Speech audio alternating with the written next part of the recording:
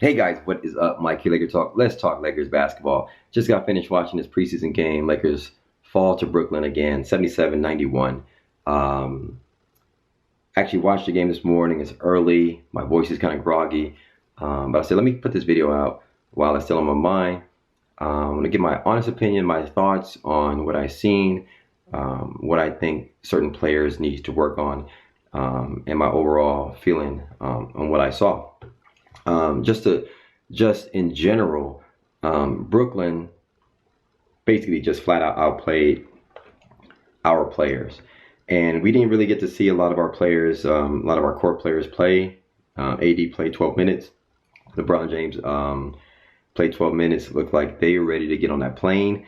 But for the role players that we had on our team, Brooklyn looks like they had 100 athletic wing players that were far more energetic than our players, and that can do a few more things offensively, in particular shoot the basketball, which pretty much summed up this game.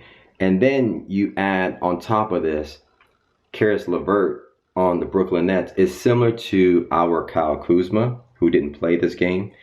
Karis LeVert is going to be that guy on Brooklyn that's going to be their third 20-point, per game score, possibly when you get KD and you get Kyrie back. Karis LeVert will be that other guy.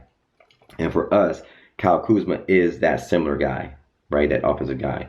And it showed that Karis LeVert was just kind of dominating when he was on the floor. I think he ended up with around 20 points, but he showed that his game was a little bit more elevated than what we had on the floor. And then overall, it kind of sums up to me, when you have a top heavy team with AD, LeBron and things, and our top heavy guys aren't playing, or when you have a top heavy team like that, the back of the bench role players seem to be a little bit weaker than some of these other teams who have more of an elevated type of role players that are looking to get in and looking to make the squad and looking to I don't know. We just have a weaker back of the bench, in my opinion. And a lot of our role players didn't play. Quinn Cook, Tredainios, Dudley, Kuzma, etc. So, which hurt our three-point shooting, and it showed. So that pretty much summed it up. But let me just go down the list. I'm going to go through and just give my honest opinion on different players and what I thought. So we're great to see our guys, finish the thing. Let's get on the plane. Let's come back home. But let me just go down the list. So Anthony Davis looked like he didn't want to be there. He didn't look energetic at all.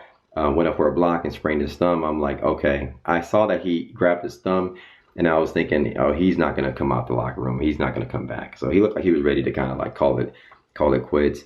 LeBron James, and I don't think it's serious. I don't think this sprain is thing. I think AD was like, I'm ready to go. That's my thoughts. LeBron James, so one of the things I noticed about LeBron, he's still doing this thing which he did last year. He's taking off a little bit too early. He's trying to overcompensate for his lack of speed. So as LeBron James gets older, his blow-by speed isn't there. He's about to be 35 years old. And you saw this last year until he kind of revved up and kind of found his rhythm. He tries to overcompensate because he's not being able to blow by guys. He tried to take off a little bit too early. I think even Pete from Laker Film Room actually made a video about this, saying that, and he explained how he just needs to take one more dribble, have more balance, enough to get the defender off of him, and then he'll make some of those bunnies. As you saw, he was taking off a little bit too early, and he's missing a lot of these easy layups. It's because, in my opinion, he's trying to overcompensate for not being able to blow by guys and trying to get up, really quick. So he just needs to take one more dribble. I think he'll be good, and that's going to come in the next few weeks. Rondo, didn't see much about Rondo. Danny Green, somebody was mentioning Danny Green. They're disappointed with Danny Green. I'm not really disappointed with Danny Green. He's a veteran. He knows his role. In the preseason right now, he's probably asked to do a little bit more, a little bit create on his own because we don't have our full guys out there. So he's taking shots that ill-advised shots that he's probably not accustomed to. But his success is predicated on big pillars, AD, LeBron, Kuzma, a lot of those guys doing the grunt of the work, and him just kind of sitting back and taking, wide open threes. He's a vet. It's like football. Veterans really don't play in the preseason. They don't really go through. Danny Green to me is jogging through the preseason. I'm not even worried about Danny Green at all. Avery Bradley, good to see Avery Bradley get 30 minutes in and actually really put up a lot of shots. I saw him come off the curl, off the pick, hit some mid-range shots, which was great. Played tough defense, 14 points. Good to see Avery Bradley get in some sweat, 30 minutes this game. K-Cock looked good. Somebody said they like K-Cock's size. I like K-Cock's size. I like him. I think he still needs to develop. I want to see him develop. I think he can do some things, not in the NBA level. I think at the G League level, possibly. But I still want to see what he does. Antetokounmpo, Giannis's brother, came in, looked decent at first, and then I was like kind of shocked, like, this dude, I like this dude. And then I kind of watched him a little bit more, and you can tell his footwork and his ball handling still needs some development, which means like he's not really used to handling the ball and really doing some things. So definitely G League. Want to see him get 25, 30 minutes a game and really just kind of work on those things. Just work. That's what I see about him.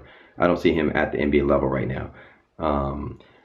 JaVale looked good. When he was out there, he looked good, energetic, did some things, 14 minutes this game. I saw him puffing in between timeouts and stuff like that. Good to see JaVale out there. Dwight Howard got some cheers from China. That was I was like unexpected. I didn't know what that was about, but he didn't really do much, but I liked what he did, like boxing out and things like that, and he's getting back in there. So good to see Dwight Howard out there, not doing much, but just getting out there and working on his game. KCP, I want to finish with KCP and Caruso. KCP, think about KCP. KC Prison, Contavious Caldwell Prison. Now, here's the thing about KCP. He's actually a good role player.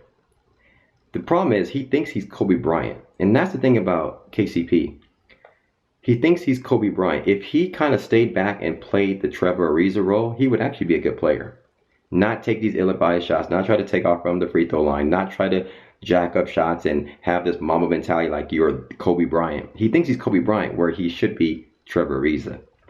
If he sat back and played the Trevor Ariza role, be perfect. Defense, knock down open shots when that time comes. Other than that, don't do too much. If he did that, to me, KCP would be good. Anyway, lastly, I want to finish with Caruso. Caruso was disappointing to me. Caruso is that player that can't afford to have this bad of a game. 1 for 13. His shot looks flat. He didn't know what to do when he came off the pick and he had a mid-range floater. He didn't know how to do that, so he needs to work on that.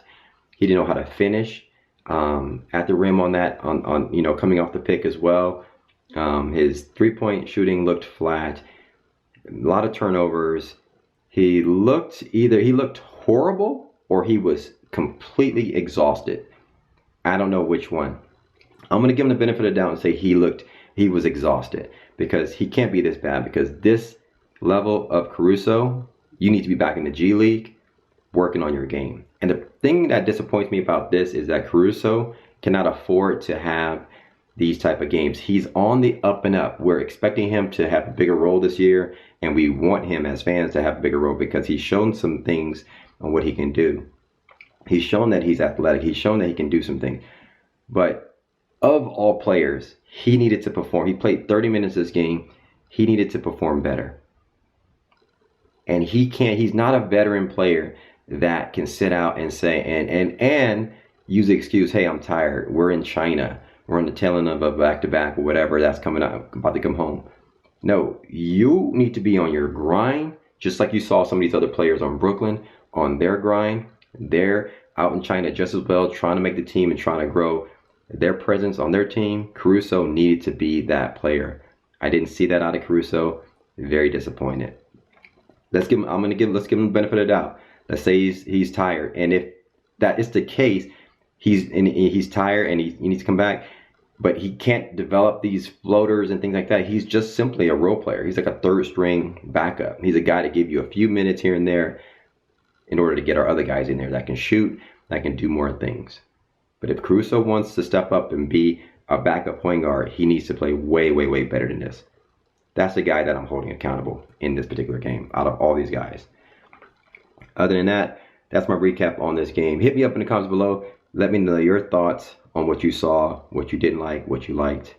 and hit me up in the comments below. Thanks for watching, commenting, subscribing. As always, follow me on Twitter at MikeSportsLA and Instagram at MikeSportsLA. I'll holler at you guys. Peace.